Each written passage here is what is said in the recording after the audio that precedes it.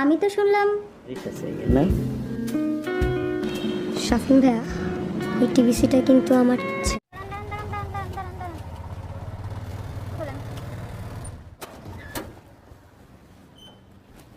কত আসছে ভাড়া? 150 টাকা। মিটারে তো 120 টাকা দেওয়া। 30 টাকা বাড়াই দেন। কেন? আপনার সাথে তো এটা কথা হয় না। 120 টাকা ভাড়া আসছে তো 120 টাকাই নেবেন। 150 টাকা দেন। না পারবো না, নেন এটা নেন।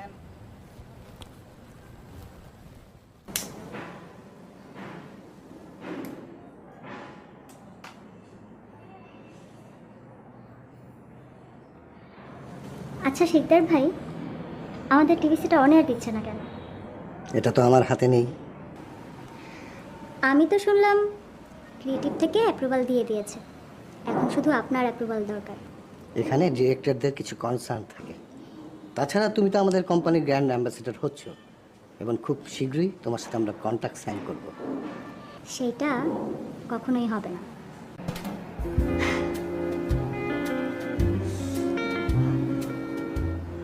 আপনি তো আমাকে জানেন, আমি আসলে সব কিছু করি।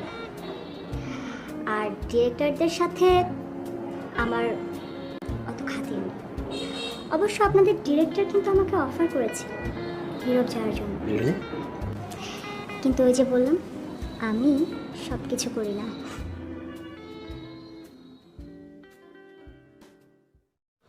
Oh my God, Apu, you're looking so beautiful.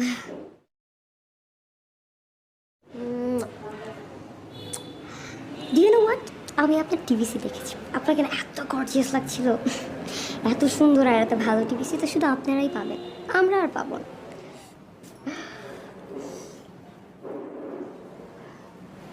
আসলে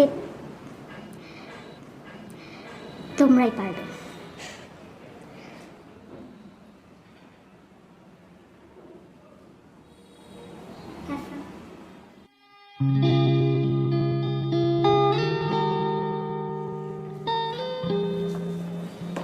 Looking gorgeous. Thank you. চলবে? Please.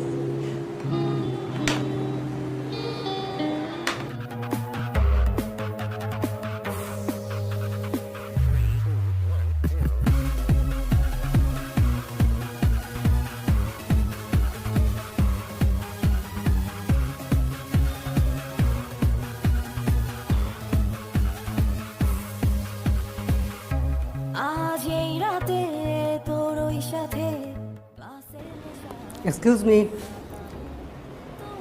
ওকে খুঁজছেন? ওকে, আমি রাজন। আমি তো আপনাকে চিনি না, সরি। ও, আমি হচ্ছে প্রিকে গ্রুপের মার্কেটিং হেড। তুমি চাইলে আমার কার্ডটা রাখতে পারেন। কি খবর রাজন ভাই? যে জায়গায় দেখি ওই জায়গায় আপনি কাঠ বিলাইতেছেন। না ঠিক তা না, মানে একা ছিল, একা কথা বলি। একা দেখলেই কাঠ দিতে ইচ্ছা করে না? তুমি আসছো কখন? এই তো কিছুক্ষণ হলো ভাইয়া। আসছো যে ফোন দিবা না? দিয়েছি, আপনি রিসিভ করেননি। ও ফোন দিছিল? আচ্ছা আসো।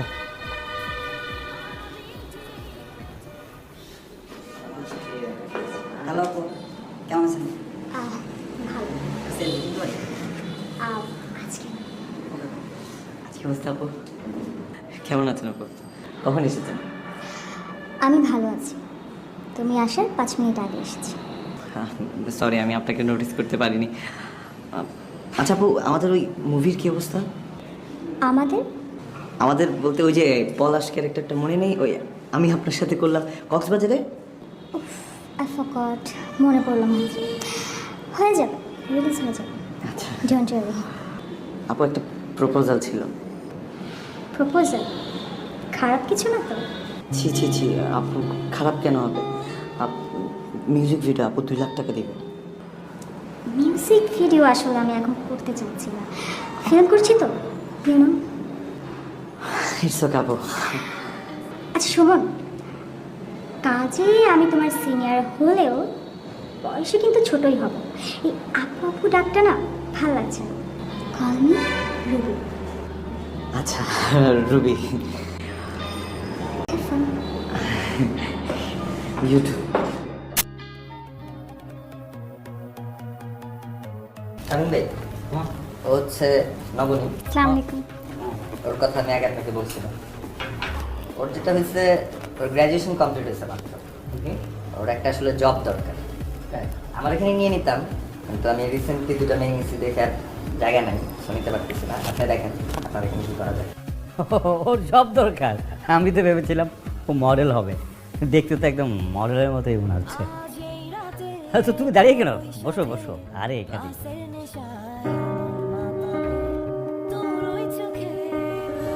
আপনারা কথা বলেন, আমি একটু ওদিকে। আচ্ছা,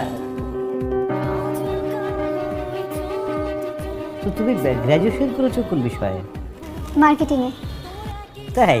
আরে আমার মেয়েও তো মার্কেটিংয়ে গ্র্যাজুয়েশন করেছে। হ্যাঁ, আমি তোমাদেরকে নিয়ে খুব অ্যাম্বিশাস, কিন্তু তোমরা ভালো করবে আমি বুঝতে পারছি। Thank you. হ্যাঁ, তো আচ্ছা, তোমার কী ধরনের জব দরকার? Marketing related anything. তাই? অ্যাকচুয়ালি স্যার, আমার পড়াশোনা তো এতদিন আমার বাবাই করিয়েছেন। বাবা আমাদের ফ্যামিলির একমাত্র আর্নিং পার্সন। মানে সাডেনলি উনি সিক হয়ে পড়েন অ্যান্ড আমাদের ফ্যামিলি একটু ফিনান্সিয়াল ক্রাইসিসের মধ্যে চলে আসে। তাই আসলে এই মুহূর্তে আমার একটা জব খুব বেশি দরকার। চাকরি? তুমি চাকরিটা মনে করো পেয়ে গেছো, তো তোমার স্যালারি এক্সপেকটেশনটা কী একটু বলবে? আমি বলবো হ্যাঁ, তোমার কী হলে চলবে একটু আমাকে জাস্ট ধারণা দিলে আমি। 30,000। 30,000 অনলি? তুমি তো চাইলে এর চেয়ে বেশি কিছু ইনকাম করতে পারবে, যে সার্ভিসটা একটু বাড়াতে হবে, এই যা বুঝছো। আর আমাদের অনেক বিজনেস ট্যুর থাকে, দেশের বাইরে যেতে হয়। তুমি পারবে তো এইসব, আর একটু পার্সোনাল টেক কেয়ার, এই আর কি।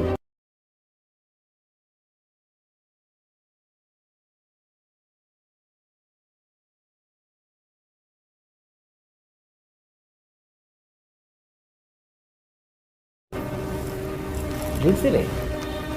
No sir, I don't drink. Come on, আরে সোশ্যাল হতে হবে তো, এটা একটা সোশ্যাল ড্রিঙ্কস, এটা নিয়ে তো হেজিটেট করলে হয় না আজকাল। বিষয়টাকে তোমাকে বুঝতে হবে, কিন্তু ফিউচারে অনেক পার্টি হবে, অনেক ককটেল পার্টি হবে, সেখানে তোমাকে এগুলো নিতে হবে, একটু আন্ডারস্ট্যান্ড, বুঝতে পেরেছো? এগুলো এখন সমাজে সর্বজন স্বীকৃত একটা বিষয়।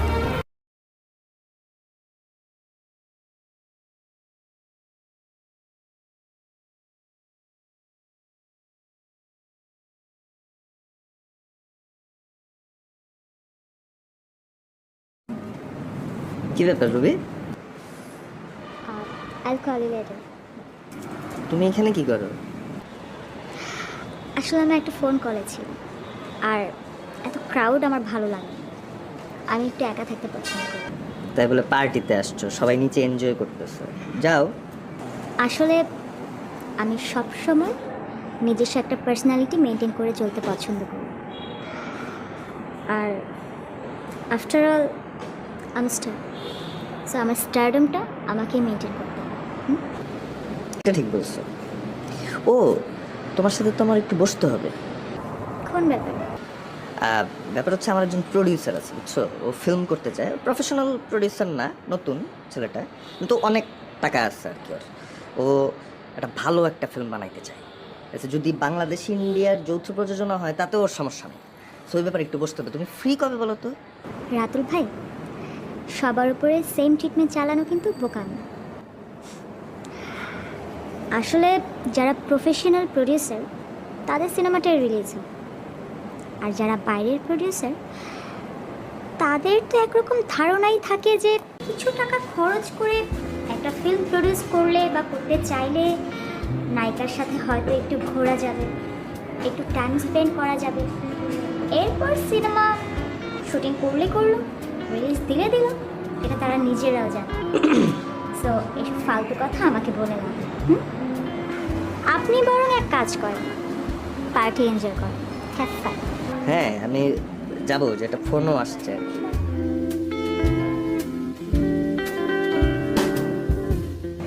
এক্সকিউজ মি, আমি রাজু। আপনাকে আমি চিনি, এর আগেও অনেকবার আপনি আমাকে আপনার কার্ড দিয়েছেন। তাই?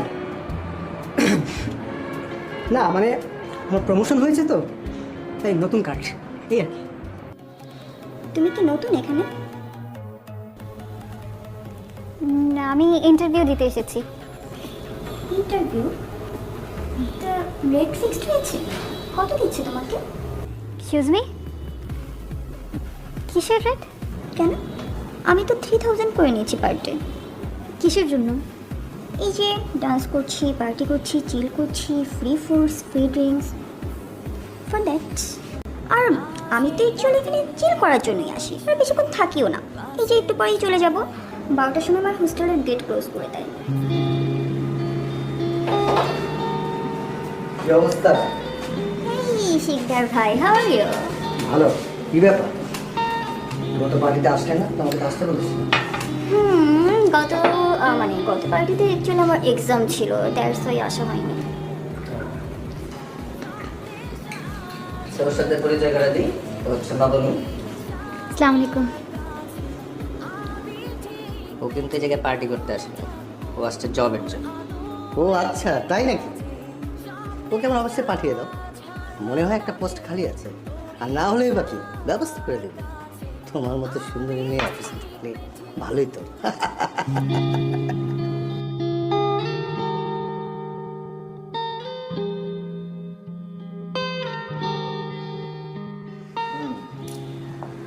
বস, এর একটা কাজের ব্যবস্থা না করলে তো হচ্ছে না। একটু দেখেন না বস। দেখো, কাজ তো আমি ক্রিয়েট করি না, সবাই তৈরি করে নিয়ে আসে, আমি জাস্ট সেটাকে অ্যাপ্রুভাল দিয়ে দিই। তো একটা গুছিয়ে কিছু একটা নিয়ে আসো, আমি অ্যাপ্রুভাল মানেই তো এটা হয়ে গেল আর কি। কিন্তু আপনি যে স্পন্সর, তাই না? একটু যদি দেখেন। ওকে, দেখছি। Wow. Okay, come on.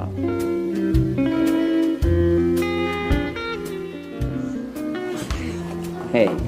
Shafin ভাইয়া, হুম, আপনি তো আজকাল আমার দিকে তাকাচ্ছেনই না। কে বললো? পেয়ে তাকালাম। তাহলে আপনার সব কাজ কেন ওই চুমকি করে? আমি কেন করি না? চুমকি, চুমকি আমাদের সবাইকে খুব হাসি হুল্লোড়ের মধ্যে রাখি সব সময়। আমার ফ্রেন্ড সার্কেল সবাই ওর পিছনে ছুটোছুটি করছে, হই হুল্লোড় করছে। তোমাকে তো আজকাল পাওয়াই যাচ্ছে না। হ্যাঁ, শাফিন ভাইয়া, আমি কি আপনাকে কখনো মানা করেছি? সে কথা আমি বলিনি। ওকে, এখন থেকে সুইটির সব কাজ তুমিই করবে, ঠিক আছে? Keep in touch. ও হ্যাঁ, আমাদের একটা ভেরি রিসেন্ট একটা টিভিসির কাজ আছে, সেটা শ্যুট কিনতে হবে ম্যারিটাসে, না? শাফিন ভাইয়া, এই টিভিসিটা কিন্তু আমার চাই। শিওর। Thank you.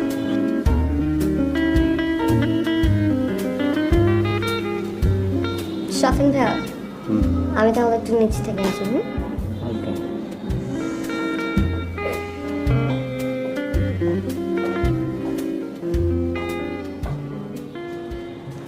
শাকিল ভাই, আপনি এই জায়গায় বসে আছেন কেন? নিচে গেলেই তো পারতেন। ও না, আমি এখানে খুব কমফোর্টেবল করছি। ওর সাথে কথা হচ্ছে তো আপনার, না? হ্যাঁ হ্যাঁ, she is pretty and intelligent. Intelligent দেখে তো আপনার কাছে নিয়ে আসছি। আর তুমি কিন্তু শাফিন ভাই সম্পর্কে আসলে সব কিছু জানো না। সে কিন্তু শাফিন টেক্সটাইলের শুধু মালিক না, সে কিন্তু পুরো শাফিন গ্রুপের চেয়ারম্যান। তুমি না বেশি বলো, বেশি বকো।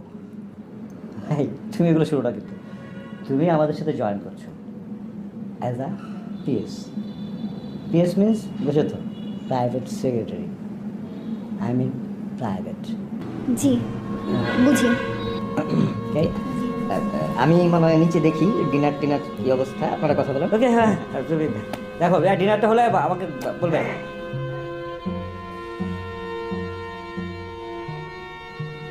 তো হ্যাঁ, আর তোমার স্যালারি অ্যাকাউন্টসে বলে দিয়েছি 30,000। আর আমাদের ডিএডি তো থাকছেই, আর ফরেন ট্যুর আমাদের অহরহ লেগে থাকে।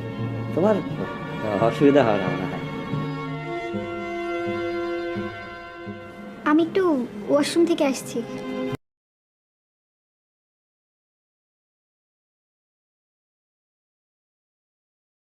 এক্সকিউজ মি, আপনি কি কোনো প্রবলেম করেছেন? আমি বুঝতে পারছি আপনি এই পার্টিতে আসেন, বলতে পারেন। অ্যাকচুয়ালি একটা ইন্টারভিউর জন্য এসেছিলাম এখানে, আমি জানতাম না এখানে পার্টি চলছে। আপনি কি বেরোতে চাচ্ছেন?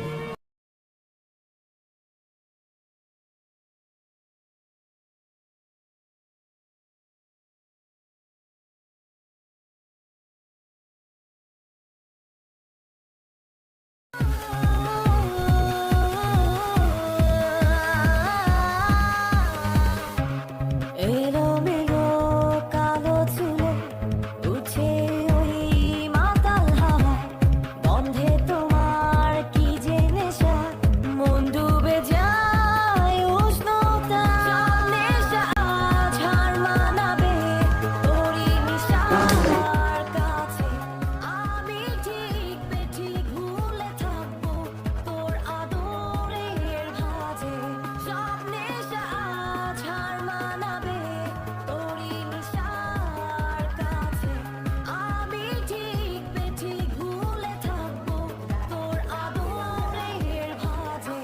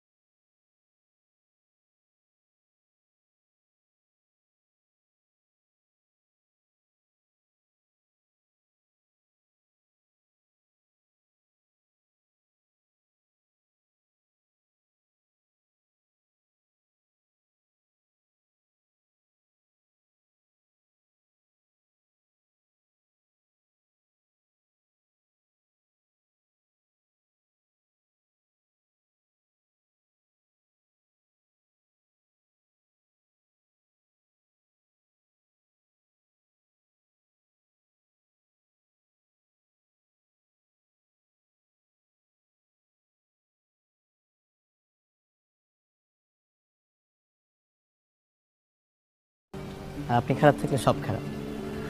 কথায় আছে না, ওই পোকা যেখানে বাসা বাঁধে সেই জায়গাটা নোংরা করে ফেলে। আর ভালো খারাপ সব জায়গাতেই আছে। আপনি যদি আপনার আত্মসম্মানবোধ ঠিক রেখে সব ঠিক রাখতে পারেন, তাহলে জগৎ ঠিক।